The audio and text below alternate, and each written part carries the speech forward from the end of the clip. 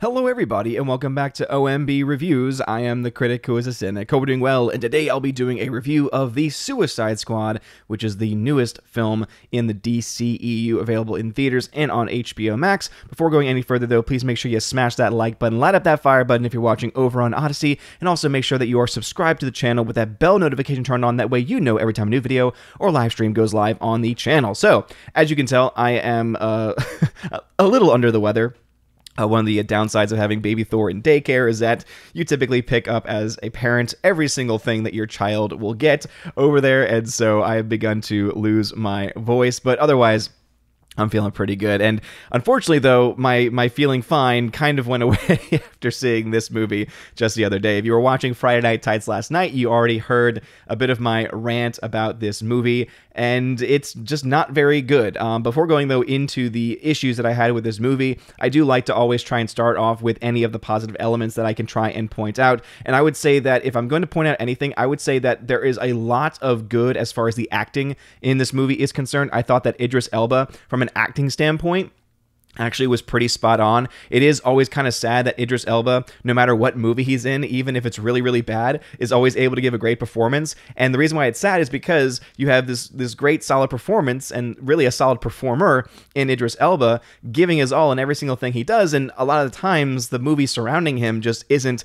really worth the performance that he will put into a role. And so I thought Idris Elba was definitely a standout in this movie, doing a great job. Even also Viola Davis. I thought Viola Davis, playing the main head of the Suicide Squad and being the one who's in charge of this entire group of ragtag people, I thought that she also gave an incredibly powerful performance. And it was also, I think, one of the things that eventually led to one of my issues with the movie too, but I'll hold off on that for a little bit. But her performance was fantastic. I thought also the voice work done by Sylvester Stallone for King Shark was also one of the standouts of this movie. In fact, King Shark was, in my opinion, one of the standouts of this movie. And you know that when I'm talking about a CGI character being a standout in a movie, that there might be something else going on here, because you all know I'm a very big stickler when it comes to CGI effects. And I thought that as far as the CGI for King Shark was concerned, it was probably the best of the CGI done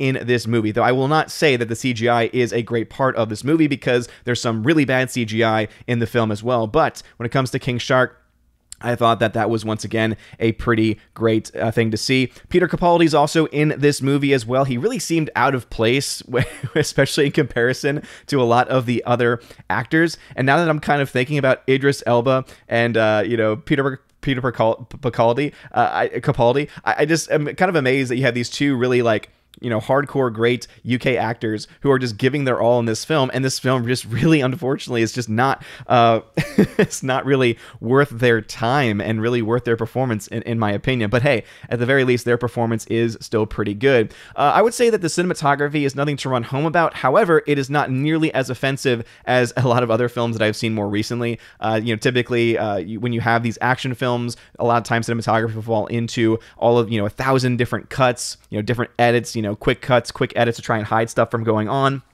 And then they will also do a lot of random shaky cam and handheld shots. And I would say that everything was pretty stable. All the shots, you could see what was going on, and nothing was really offensive or distracting about it. And so even though it wasn't the best thing, or it wasn't anything to write home about, it was at least solid. It was at least very much a workable amount of cinematography in the actual film itself. And that would also, I think, go with the editing. I thought that for the most part, when you talk about the way in which the scenes were cut together, it didn't feel like it was over-edited in that capacity. However, I will also say in one of the negatives that the editing is not altogether without fault, especially when we talk about, the overall feeling of this film and the overall idea of the runtime of this movie as well. As far as any other really positives that I could talk about, those are pretty much it. So you got really solid acting in the film from some of the actors in the movie, and then you also have passable cinematography and passable editing.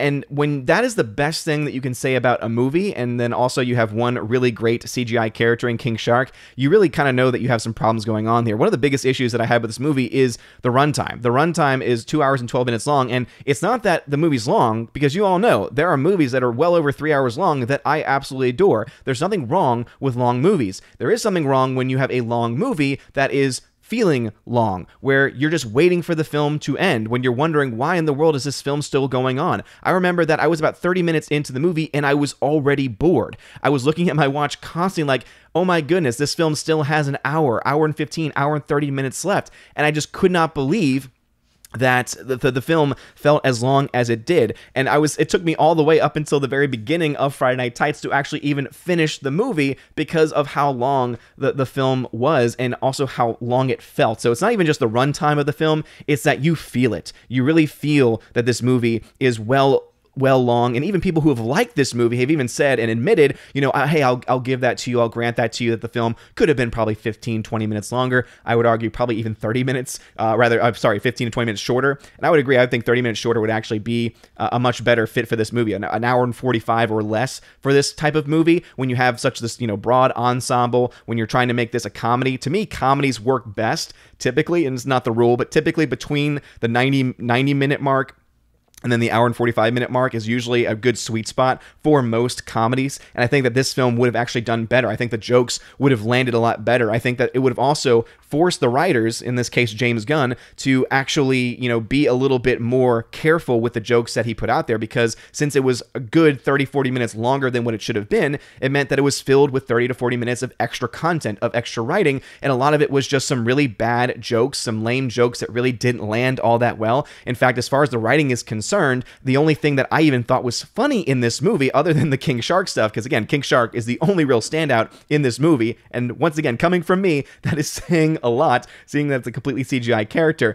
The only other thing that really, stands out in this film as a funny sequence is the scene when they're talking and joking about the bus driver. Like, that was the only scene that I found even somewhat laughable, and the sad thing is that that's something that's been done before countless times, so it wasn't even an original sequence or an original joke that was even funny. And all the other stuff and all the other jokes in the film just really don't land all that well. I know a lot of people are very much talking about how funny they thought the characters of Idris Elba and John Cena were trying to outdo each other and killing people, and I was like, I didn't really find any of that really funny. The way that it was presented, the way that it was shot, and the way that it played out, it really didn't have a comical aspect. It was played much more seriously than I think it was intended to do. And again, I think a shorter runtime could have actually made that scene a little bit better, or they could have done different shots, different takes to try to add to the comedy if that was what they were going for. But that's the other biggest problem with this movie, as far as the writing is concerned, is that it does not know what it wants to be. It is a giant mess of a movie. The film starts off and you're just boom right into it, and it's so jarring and so confusing. You're just like, okay, I guess we're just starting. I guess we're just going into it. And you're just so confused about what's going on. And then as the film goes on, you're also like, okay, there's parts of this that are trying to be funny, but then there's other parts of this that are trying to be serious. Going back to what I said before about some of the acting in the film, you have this great, solid, dynamite performance from Viola Davis, but she's playing it so seriously. I'm looking at her, I'm like, okay, she's taking this seriously. Like, this is a performance that you would find in a hardcore drama, and yet this film is playing itself to be a comedy. And the jarringness of the genres just clashing constantly in this movie of, is it serious? Is it a comedy? Is it serious? Is it a comedy? Was just so all over the place that it was a mess. Again, it was so distracting. The actual writing of the story itself and the different themes that were all just, again, not melding well together. There's a way a way that you could actually present this in a workable fashion. And the way that James Gunn does this, he's written much better scripts than this. He has done a much better job in direction than this film. And I just don't know what it is. I don't know if it's just Warner Brothers, whenever there is a film or a project that is based in their DCEU, I don't know if it's just that they get in and have controlling of some of the themes, or if they come in and alter some of the ideas and concepts of these directors and writers, because I don't know what it is, but almost every single DCEU film, with Shazam being the only exception, just all come off as the same tired, just not fun movie. It just, again, I know that there's a lot of people out there that are going to disagree with me on this. I know there's a lot of people who are subjectively going to enjoy this film a lot, but when you can't, or when you don't find any subjective enjoyment in this movie, and all you're left with are those objective pieces and elements, it's a mess. Like, it is just a giant mess, and it really comes down to the biggest problem of all, which is the writing of this movie. And let me talk a little bit about cinematography as well, because even though King Shark's cinematography, the visual effects, King Shark's is great, but then you also have this one character, Weasel, and it looks awful. It looks terrible. And then when you see what they do with the character, you realize they could have made this character a human. They could have made this character non-CGI, saved some money in the box office, saved some money in their production budget, and it would have had the same effect. It would have had the same exact effect. And instead what they decided to do was decide to create this really subpar CGI character who just looked awful the entire time and then ended up just being a complete waste. And that was the other issue that I had. And obviously I know that that is one of the biggest things. And I had people say, well, that's kind of the point of the Suicide Squad. Okay, I get it. But when there isn't anything that really subjectively I can enjoy in the film, and all I'm left with are the people that's being presented to me, and then you got people and actors that are being brought into this film, some of whom I'm huge fans of, and all of a sudden they're just, boom, snuffed out. I'm like, okay, well, why should I even care? Like, it's just so convoluted in this way. And the one last thing I'll say about the story, because that's really like the main issue that I have with the film, is the actual story itself. You know, because all those other objective elements, you know, I think are passable. None of them are really standout or great other than some of the performances from the actors. But I guess I'll get into a little bit of spoiler territory here. And so if you don't want to know anything about the end of this movie, if you really care that much, which I don't think you should care a whole lot about this movie, to be honest, then obviously you may not want to watch the rest of the review. But there is a moment at the very end of the film where there's this one character who is Polka Dot Man. And you realize, you know, you start to get explained early on about what his power is. Essentially, he has an interdimensional disease. And it's like, okay, that seems like a pretty interesting concept. And he's able then to literally throw polka dots. And what these polka dots do is essentially rip apart and make your skin and cells just dissolve. And there's a moment in this movie at the very end when Starro gets out and is just huge and gigantic, where they're trying to fight against him, and you have like Idris Elba's character shooting a gun and everything, and they're trying to find out what to do. And the whole time I'm looking at Polka Dot Man, and I'm just like, what are you doing? He just sits there and does nothing. And the whole concept and the whole point of the film that they were trying to build up was that if he doesn't use it, then over time it becomes this illness and disease, and it starts to like, become like almost these like zits in his face, but they're polka dots instead. And so they already play that this is something that can cause him a lot of pain and suffering, and that just releasing it feels good. And so on his suit, he is filled with polka dots. And there are moments when it's like, dude, you could have literally gone after him at this point in time and probably killed him and probably, ended the movie there. And that would have been a really cool ending. But instead, they are just like, nope, he's just going to let Starro walk right by and do nothing until the very end of the film, when he finally does, let his, he finally envisions Starro as his mom, because that's another joke in the film, which to me just didn't really land all that well, because again, the visual effects on his mom just didn't look very good. It just was not a very concrete and well thought out process as far as the visual effects were concerned. And so he's doing this, and then all of a sudden it's like, I'm a superhero, and he gets killed. And it's like, okay, that could have been funny, but it just didn't work. It didn't land. And then you waste that character, you waste that power, which is the most powerful. Like, he established himself essentially as the most powerful member of their group by the fact that he can just destroy these people. He can just kill these people with almost no effort whatsoever. And instead, what they decided to do, though, is instead of it being the end where he's the one that gets the hero moment, instead, it's Ratcatcher 2, and that's the name of the character, Ratcatcher 2, who's able to summon millions of rats. And I understand that there's rats in a lot of cities and everything, but that number, come on. And then it's then you deal with the terrible CGI of the rats, dear Lord, god awful. And then who's the one that defeats Starro? Oh, that's right, rats.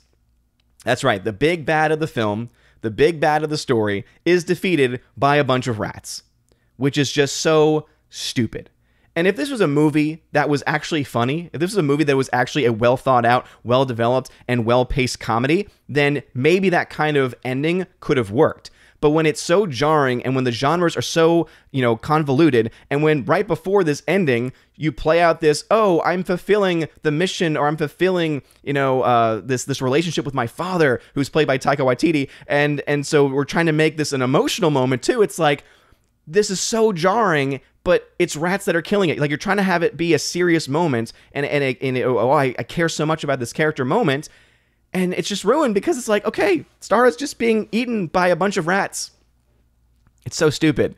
It's so stupid. And not to mention, you have Harley Quinn in this film, played by Margot Robbie, and I'm just so sick and tired of this character, to be honest. I mean, it's the same Harley Quinn, it's the same Margot Robbie you've seen in every single iteration. If you've seen the first Suicide Squad, it's the same character. It's the same shtick. It's the same stuff over and over again. If you've seen, unfortunately, if you've seen Birds of Prey, it's the same nonsense all over again. And of course, since it's Margot Robbie and she probably has a pretty good contract, they dedicate a good 20-30 minutes of just a sequence dealing with her in the film, and you're just like, oh my gosh, here we go again. Here we go. It's the same stuff over and over again because they think, oh, people like this stuff because people like Margot Robbie and they think that she's attractive or whatever it is. And so we're just going to go ahead and just waste 20 to 30 minutes of our film dealing with this side story that in the end means nothing. So overall, this is a film. It's a giant mess. It's a complete clash of genres that does not work. It is a long, over-bloated mess as well, with terrible pacing to boot. Going back to the editing, at least when it comes to the fight sequences, they were not terribly put together. But what I can say is that the film being 2 hours and 15 minutes long is way, way too long. There are two post-credit sequences, one of which features Weasel, as I mentioned before. Again, just proving that it was a giant waste of time on this poorly done CGI character. And then there's another one, again, a kind of spoiler here as well, dealing with John Cena's character, who dies, and then eventually we realize he's not dead because they're going to apparently try and do some type of series with it or whatever.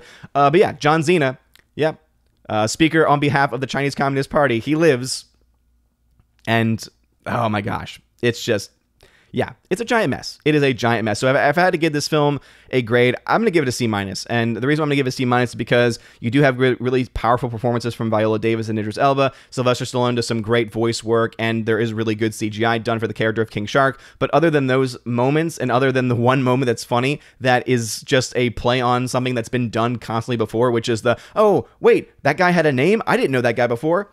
You know exactly what I'm talking about. You've seen that sequence and that kind of joke play out in films before. And, again, if that's the funniest part of your movie, you got yourself a big problem there. But I just think this was a huge, huge miss. And to be honest, if I were told, hey, you have to watch Suicide Squad 2016 or The Suicide Squad 2021, which one would you rather watch again?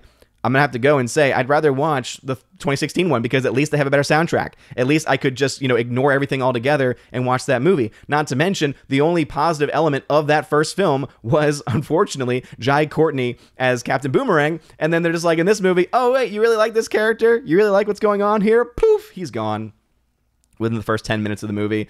It's just, again, really, really stupid, not well done at all, clash of genres that does not work, and it's a giant mess. So I would not recommend seeing this film, and the only reason why the grade's as high as it is because of King Shark. I mean, in the end, King Shark is the only real fun part of this movie, and again, Idris Elba and Viola Davis were giving really strong performances in a film where it was kind of jarring in that way too, because you're like, wait a minute, y'all are like Academy Award level actors, and you're kind of giving those kind of performances here right now, and this does not match what's going on screen. But anyway, those are my thoughts on Suicide Squad, The Suicide Squad. What are your thoughts? Let me know in the comment section below. I know there's a lot of DCEU hardcore fans out there. They're going to downvote this video and put a bunch of hate comments in the comment section, and hey, bring it on, because at this point, there's only been one half-decent DCEU film, and it was Shazam. And the only film that anyone really is looking forward to at this point, unless you're still lost with the rose-tinted glasses on because you're a DCU stan, is Shazam 2. So I would really like for there to be some really solid and good DCEU films. Unfortunately, there just has not been any because people have been so caught up in the Zack Snyder universe, which is not good, and it is just something that people need to start leaving behind. And hopefully we're able to move past this just nonsense and get some good films. These are interesting characters, and in the right hands, they could actually be good. And I thought that James Gunn would have been a perfect person to have this type of ensemble cast because we've seen him do it before with Guardians of the Galaxy 1. Not 2, but at least with 1. But he's not able to do that here. But anyway, let me know your thoughts about this in the comment section below. If you like this video, smash that like button, loud that fire button, because we know there's going to be a lot of people sending hate my way. But that's okay. You guys are great. One last thing I will say is that this film is expected to, based off of the Thursday numbers, only make about $25 million or so in the domestic market opening weekend. This film also, remember, it cost $185 million. A lot of that was wasted on the CGI for Weasel. That means that this film, at this point, I can say pretty confidently that it's going to be yet another 2021 box office flop. Anything really at this point over $150 million is almost guaranteed to flop unless it can get a huge audience to show up for it. And even if a lot of fans, support this movie overall, which again, I think there's going to be a lot of mixed reviews and mixed thoughts on this personally, because as I mentioned in my box office breakdown yesterday, you have people like RK Outpost who really like this movie, and then you have people like Lethal Lighting who hate this movie, both of whom I would say are in the same category as hardcore DC fans, even DCEU fans. And the fact that even they have very diametric opposing views to this kind of shows me that even though there might be certain audience scores, the audience scores are really high, or the critic scores are really high, that I don't think is going to be telling the entire story. And I think that the box office would actually be a much better metric, because even though we could argue and say, oh, pandemic, if the numbers are not anywhere close to other films that have also been released during the pandemic, I think that also kind of speaks volumes to this film not being as well received as maybe the perception out there might be. But anyway, you guys are all amazing and beautiful people. Thank you all very much for being here today and for supporting the channel. You guys are great. Have a wonderful day. And as always, God bless. And now for a huge shout out to all of my August Locals, Patreon, and Subscribe Star members. Starting off with my Locals crew: Cat's App, The Real It, D Sharp, Biffer the Hobbit, Robert Barnes, and Goblin Squatch. Thank you all very much for supporting me over on Locals. And now on to my Patreon members: Andrew Hoyle, Brian P., Christopher Bowman, Dion, Don Bruno de la Mancha, Father Christopher Miller, hail to you, Father, Father Damian Cook, Garrett Searles, Harold Francis, Inflamed Wood, Jacob Juice, Jeffrey Toone, Jonathan Carney, Lance, Laura, the Modern Major General's Story, Mike Jackson, Mad Mitch Dunaway, Mondo Spieler, Mr. Peabody, On to June, Orange Hat Reviews, Out of Step with Reality, Priscilla Hall, Rosetta Allen, Teresa Martin, Theodore Bendon, Tina Bojan, and Tina B., the Empress of the Universe. Thank you very much for supporting me over on Patreon. And lastly, to my Subscribe Star peeps: Fast Reaction, Nosferatu Gatsu, John B., Perpetual Punster, Mr. Roy, Glinzer, J. Alex McCarthy Jr., Dean Heiss / the new number 2, J-Rod the Beer Guru, and ZK Man. Thank you all very much for supporting me on Subscribe Star, and to everyone for supporting me on these platforms. Also, a shout out to all of my YouTube members. You get shouted out at the end of every single live stream. And if you want to have your name shouted out at the end of every live stream and every video, please check out my Locals Patreon Subscribe Star. And you can go ahead and find those links in the top link of this description. You can find it's called the Willow link, and it'll have a list to literally all of the social media platforms and all the different ways that you can support the channel. If you join at the $1 level, you can actually get your name shouted out at the end of every single video and live stream. $5 level gives you that, plus you get access to exclusive giveaways of 4K titles. Right now, I've got tons of 4K steelbooks to give away this month, including for Top Gun. I also have A Quiet Place Part 2. I have Snatch on 4K, the John Wick trilogy on 4K, and also I have a Sicario 4K disc as well, and a bunch of others that are going to be coming in this month too. So if you want to have access to any of those types of exclusive giveaways, join at the Army of Asgard level. At the $10 level, the Keeper of the Bifrost level, you get all of that, plus you get access to exclusive behind-the-scenes videos, including instant reactions when I go to see movies. I do quick little filmings of myself and talk about the films that I have seen and my instant reactions to that. You also get access to an exclusive podcast that I do with John the Flick Pick Flickinger once or twice a month, and you get to also ask us any question that you want. We put a Q&A post up, and you get to ask us whatever it is that you want to ask. So again, if that sounds cool to you, Keeper of the Bifrost level. And lastly, there is the Chosen of Valhalla level, where you get all that stuff. Plus, in your first month as a Chosen of Valhalla member, you get a free t-shirt, your choice, ship it anywhere in the world, and also you get to once a month be featured on the OMB Reviews channel, and you get to talk with me. We usually chill out for 3 to 4 hours, and I ask everyone what they've been watching, what they want to talk about, what they want to promote, and it's always a really good time. And so if that sounds interesting to you, please consider joining. That is going to be on Subscribe Star and on Patreon only, as Locals is just the Keeper of the Bifrost level. But anyway, thank you all very much for your time, for your support, and for listening to this shout-out video. You're all amazing and beautiful people. Hope you all have a wonderful rest of your day. And as always, God bless.